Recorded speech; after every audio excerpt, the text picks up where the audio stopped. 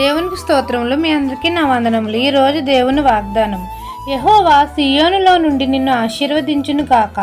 కీర్తనల గ్రంథం 134 అధ్యాయం 3వ వచనము.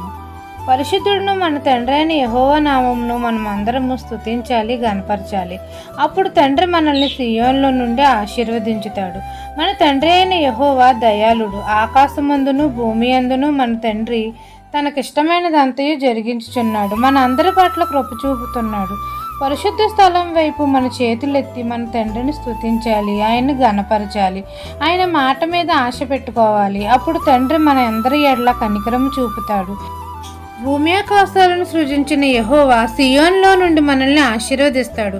మన తండ్రి ఆశీర్వాదము మనకు శాశ్వత జీవమునిస్తుంది. కాబట్టి ఆయనకు కృతజ్ఞతాస్తుతులు మనం అందరము తెలపాలి. ఈ దిన వాగ్దానం నా జీవితంలో నెరవేరాలని కోరుకుంటూ దేవుని సువార్తా పరిచర్యలో మీ సహోదరి. ఆమెన్.